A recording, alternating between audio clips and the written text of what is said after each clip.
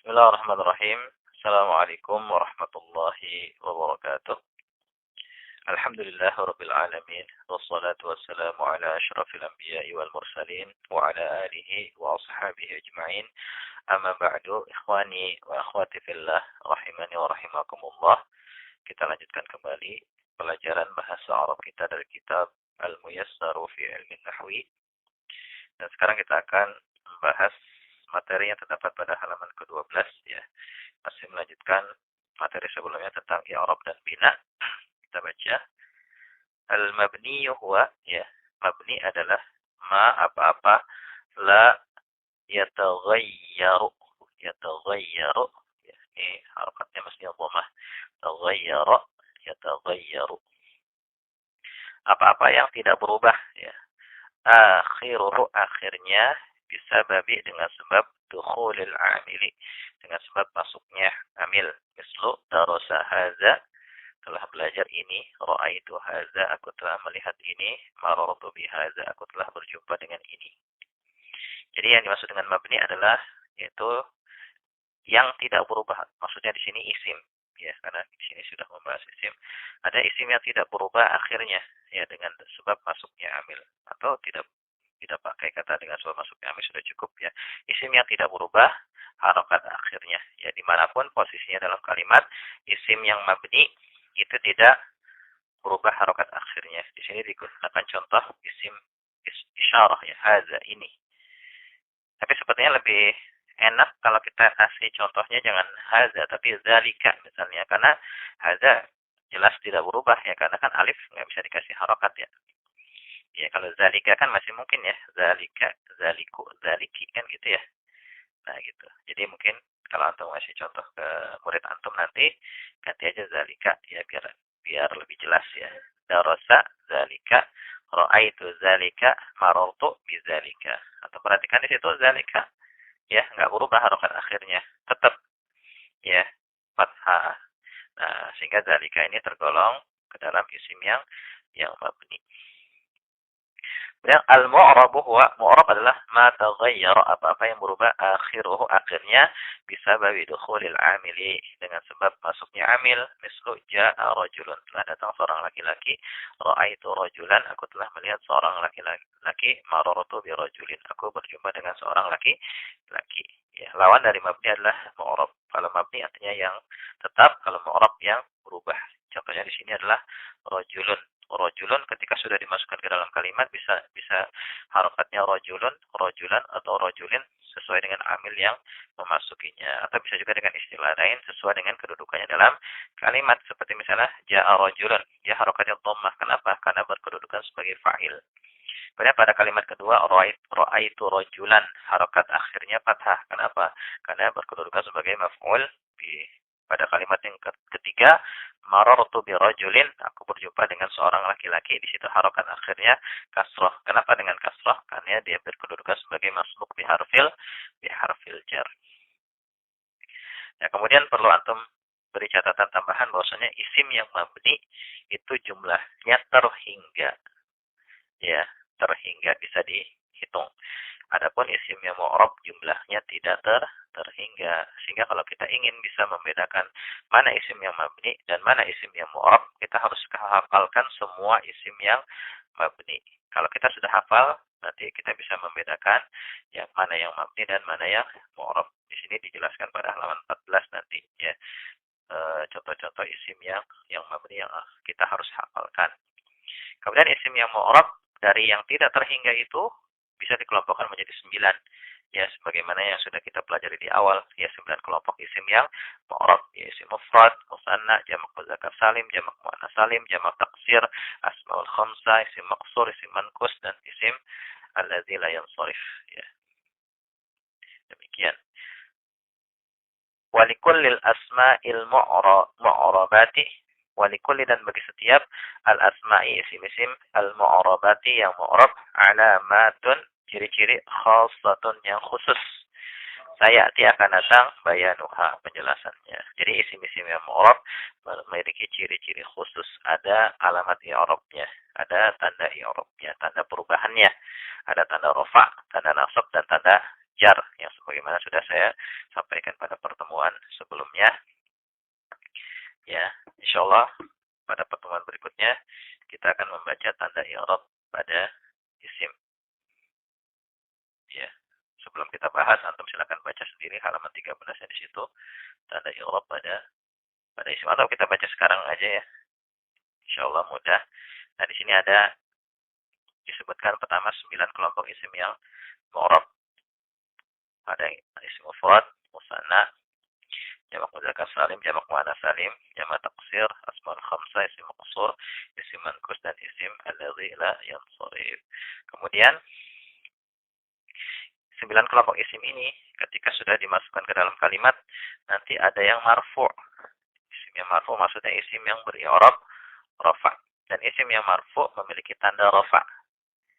Dan antum melihat di situ isim mufrad tanda rafa'nya dhammah. Di situ ada istilah al-alamah. Alamah itu maksudnya ciri atau tanda. Sedangkan al-misal itu contohnya. Isim mufrad tanda rafa'nya dhammah. Isim musanna tanda rafa'nya alif. Jamak mudzakkar salim waw. Jamak muannas salim dhammah. Jamak taksir dhammah. Asmaul khamsah waw. Isim maqsur dhammah muqaddarah, dhammah yang diperkirakan, ya. Isim manqus dhammah muqaddarah, dhammah yang diperkirakan ya keberadaannya. Sedangkan isim alladzi la yansharif tanda rafa'nya dengan dhammah. Ya, contohnya di sini bisa antum lihat sendiri, waladun waladani, muslimuna muslimatun, auladun abuka al-fata al-qadhi aisyatu. Ya, di sini mungkin yang perlu dijelaskan adalah dhammah muqaddarah. Ya, istilah muqaddarah maksudnya dhammah yang diperkirakan. Pada isim maksur, ya isim maksur kan isim yang berharap yang akhirnya itu alif, dan alif dalam bahasa Arab alif itu nggak bisa dikasih harokat. Oleh karena itu alif tetap tulisannya hanya alif, tapi sebetulnya di situ ya ketika dia marfu, di situ sebenarnya ada dhammah yang keberadaannya diperkirakan dengan diistilahkan dhammah muqaddarah. Adapun pada isim manqus, ya dhammah muqaddarah alasannya karena berat. Ya, orang Arab berat mengucapkan dhammah pada huruf ya yang sebelumnya kasrah. Misalnya mengucapkan al-qadhiyu. Al-qadhiyu itu berat. Ya, maka harakat dhammahnya tidak ditulis. Kemudian diistilahkan dengan istilah dhammah muqaddarah. Ya. Kemudian mansubun, ya, isim ketika sudah dimasukkan ke dalam kalimat ada yang dikelompokkan ke dalam isim yang mansub atau isim yang beri'rab nasab. Dan isim yang mansub memiliki tanda nasab. Ya. Untuk isim mufrad tanda nasabnya fathah, musanna tanda nasabnya ya, jamak mudzakkar salim tanda nasabnya ya, jamak muannas salim tanda nasabnya kasrah, jamak taksir tanda nasabnya fathah, asmaul khamsah tanda nasabnya alif, isim maqsur tanda nasabnya fathah muqaddarah, isim manqus tanda nasabnya fathah, isim alladzi la yansharif tanda nasabnya dengan fathah. Sini Anda perhatikan isim manqus itu tanda nasabnya dengan fathah. Ya, al-qadhiyah, ya. Mestinya tulisannya al-qadhiyah, kasih atau tambahin di situ karena di situ enggak dikasih harokat, ya dikasih huruf ya yang harokatnya fathah karena ya orang Arab enggak merasa berat mengucapkan huruf ya yang fathah yang sebelumnya itu berharokat kasrah al-qadhiyah. Jadi bisa kita kasih harokat al-qadhiyah. Ataupun isim maksur memang ya alif itu enggak bisa dikasih harokat. Ya dimanapun apa namanya posisinya dalam kalimat, ya isim maksur kan berakhiran alif dan alif tidak bisa dikasih harokat. Ya, tetap muqaddarah ya tanda i'rabnya. Kemudian isim ketika sudah dimasukkan ke dalam kalimat ada yang dikelompokkan ke dalam isim yang majrur. Isim majrur isim yang beri'rab jar, dan isim yang majrur memiliki tanda jar. Ya, untuk isim mufrad tanda jarnya dengan kasrah, musanna tanda jarnya dengan ya, jamak mudzakkar salim tanda jarnya dengan ya, jamak muannas salim tanda jarnya dengan kasrah, jamak taksir tanda jarnya dengan kasrah, asmaul khamsah tanda jarnya dengan ya, isim maqsur tanda jarnya dengan kasrah muqaddarah, ya karena sekali lagi isim maksur karena berakhiran alif dan alif tidak bisa dikasih harokat, maka ya tanda i'rabnya dengan muqaddarah, diperkirakan ada harokat kasrah di akhirnya. Isim manqus juga kasrah muqaddarah ya, karena orang Arab berat mengucapkan huruf ya berharokat kasrah yang huruf ya yang sebelumnya sukun. Ya berat mereka mengucapkan misalnya al-qadhi, al-qadhi itu berat. Jadi tidak ditulis harokatnya, tapi diperkirakan adanya harokat kasrah di akhirnya. Kemudian isim alladzi la yansharif itu tanda jarnya dengan fathah.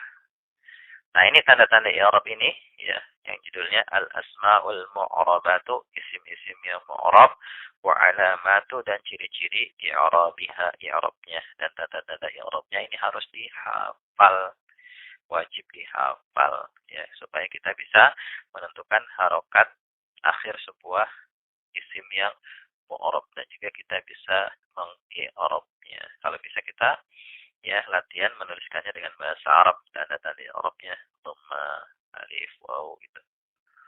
Ya, supaya kita bisa meng-i'rab dengan menggunakan bahasa Arab. Ya, demikian pembahasan tentang tanda-tanda i'rab.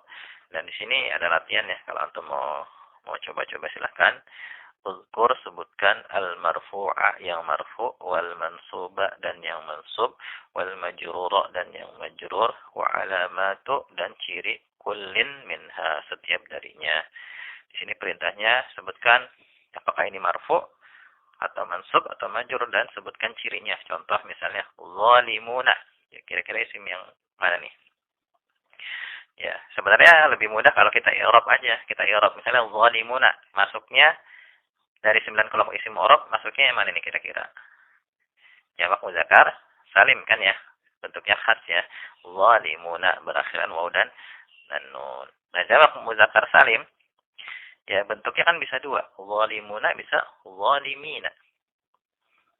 Nah, zalimuna kalau kita lihat kotak di situ jamak muzakkar salim ya, masuknya kelompok yang mana tuh? Ya, untuk melihat situ jamak muzakkar salim. Di sini contohnya kan muslimuna, zalimuna, sama berarti ya, berakhiran waw nun, berarti dia marfu. Tanda rafa'nya waw, begitu caranya. Cara mengerjakannya. Ya, kalau antum pengen iseng-iseng ya mengerjakannya. Contoh lain lagi misalnya yaumin. Yaumin, itu dari 9 kelompok ini masuknya yang mana nih? Ya. Kalau antum sudah paham, antum bisa jawab yaumin itu isim mufrad.